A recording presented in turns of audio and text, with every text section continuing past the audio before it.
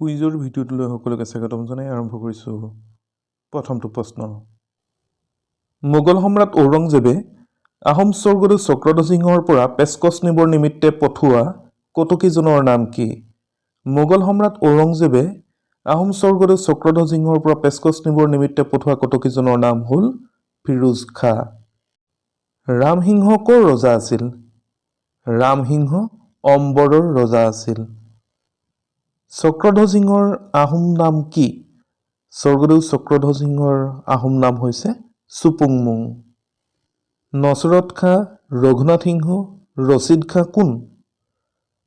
নচৰত খাঁ, ৰঘুনাথ সিংহ আৰু ৰচিদ খাঁ হৈছে আহোম ৰাজ্য আক্ৰমণ কৰিবলৈ অহা মোগল সেনাপতি ৰামসিংহৰ সহযোগী সেনাপতি। কোনজন আহোম স্বৰ্গদেউৰ শাসনকালত আহোম আৰু মোগলৰ মাজত শৰাইঘাটৰ মূল যুদ্ধখন হৈছিল? চুন্যৎফা স্বৰ্গদেউৰ শাসনকালত আহোম আৰু মোগলৰ মাজত শৰাইঘাটৰ মূল যুদ্ধখন হৈছিল। আহোম স্বৰ্গদেউ চুন্যৎফাৰ হিন্দু নাম কি?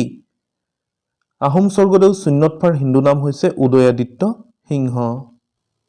মোগল সেনাপতি ৰামসিংহই কোনজন কটকীৰ হাতত আফুগুটিৰ টোপোলা পঠাই লাচিতৰ লগত মুখ চুপতি মাৰিছিল? মোগল সেনাপতি ৰামসিংহই দৈৱকী নন্দনৰ হাতত আফুগুটিৰ টোপোলা পঠাই লাচিতৰ লগত মুখ চুপতি মাৰিছিল। কোনজন আহোম ৰজাৰ দিনত সাতঘৰীয়া আহোমৰ সৃষ্টি হয়? চুবিনফাৰ দিনত সাতঘৰীয়া আহোমৰ সৃষ্টি হয়।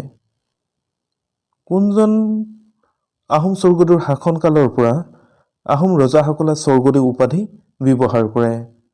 স্বৰ্গদেউ চহুংমুঙৰ ৰাজত্বকালৰ পৰা আহোম ৰজাসকলে স্বৰ্গদেউ উপাধি ব্যৱহাৰ কৰে। স্বৰ্গদেউ চহুংমুঙৰ হিন্দু নাম কি? স্বৰ্গদেউ চহুংমুঙৰ হিন্দু নাম হৈছে স্বৰ্গনাৰায়ণ। যদিহে ভিডিঅ'টোৰ পৰা কিবা এটা হ'লেও শিকিব পাৰিলে তেন্তে ভিডিঅ'টোত লাইক এটা কৰিব আৰু যদিহে চেনেলটো ছাবস্ক্ৰাইব কৰা নাই চেনেলটো ছাবস্ক্ৰাইব কৰিব। ধন্যবাদ।